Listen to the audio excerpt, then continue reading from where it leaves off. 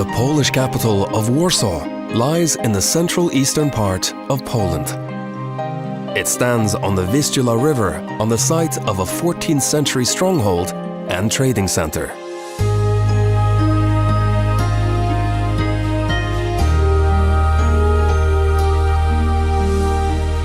Warsaw has, for centuries, been a center of refinement and knowledge.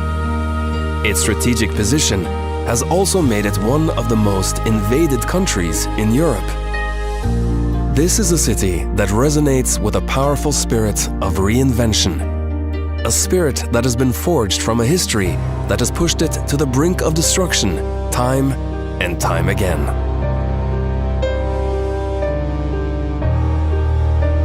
Today's Warsaw has been largely shaped by two of history's most defining events, World War II and the closing of the Iron Curtain. But Warsaw is a survivor, and from the ashes of war and the shackles of communism, the city has risen again. Tributes to this heroic history are dotted throughout the city, but there is a youthful rebirth here too. With a burgeoning fashion scene, stylish shopping malls, and edgy art installations, Warsaw has opened its arms to the world.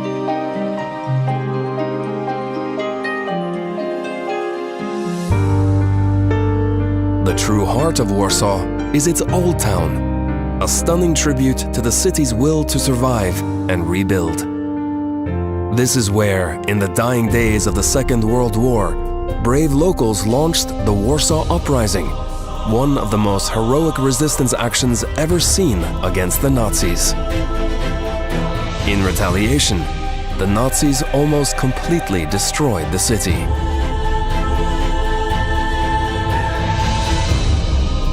The opulent royal castle in Castle Square, which served as the seat of power for Polish kings for many centuries, was one of the countless buildings that were systematically destroyed, many by dynamite.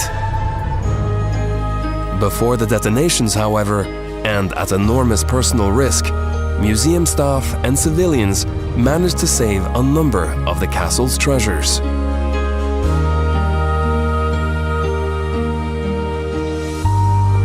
After the war, much of the Old Town was painstakingly rebuilt using 18th century paintings as a reference. In front of the castle is King Sigismund's column. Badly damaged but restored at the end of the war, this is another symbol of the city's resurrection. One of the few statues not destroyed by the German army is the nearby Sirena, or mermaid statue.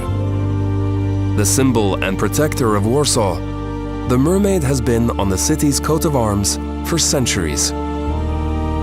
The Old Town is also home to some of Warsaw's beautiful cathedrals. Visit St. John's Cathedral and St. Anne's Church, whose interior miraculously survived the war.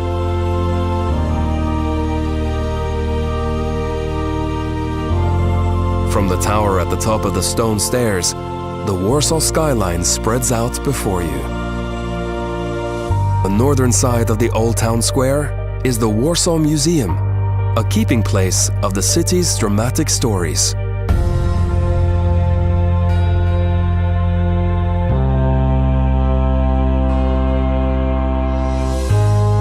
Visit the beautiful Warsaw University, which served as military barracks for the German army. During the occupation, education was mostly outlawed, but an underground secret university emerged. More than 3,000 students continued their lessons throughout the occupation in homes around the city. But many paid the ultimate price.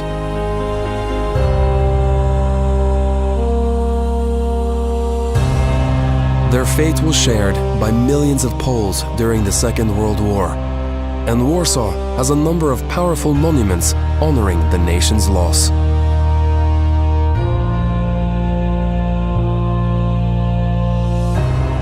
The Poland Museum of the History of Polish Jews is built on the site that was once the infamous Warsaw Ghetto. Here, more than 400,000 men, women, and children were incarcerated in just less than 1.5 square miles.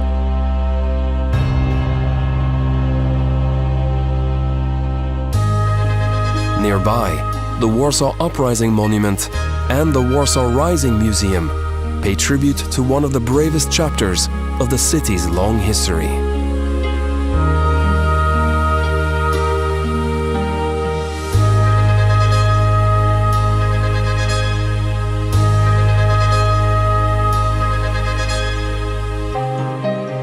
The Palace of Culture and Science is a remnant from a slightly later era. It was a gift to the Polish people from Stalin at the height of the Cold War.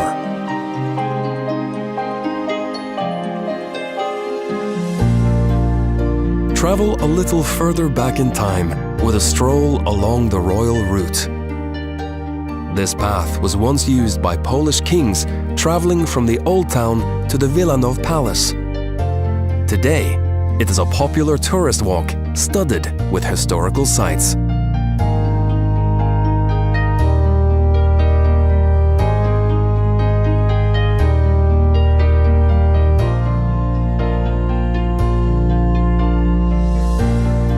As you head along Nowy Świat Street, you'll pass the monuments to Polish astronomer Nicolaus Copernicus, who on his deathbed in 1543 revolutionized science with his theory that the Earth orbits the Sun. A little closer to the river is the Copernicus Science Center, whose mission is to inspire people to observe, experiment, and challenge conventional wisdom.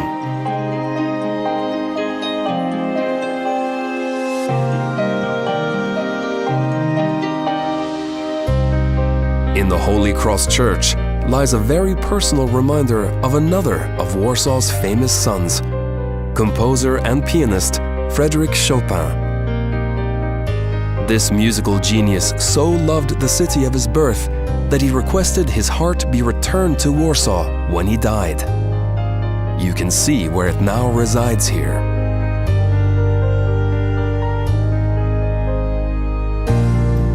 During the summer months, Chopin's music floats through Łazienki Park, the largest park in Warsaw. Łazienki Palace started life as a bathhouse, but in the 18th century, the last Polish king converted it into his summer residence.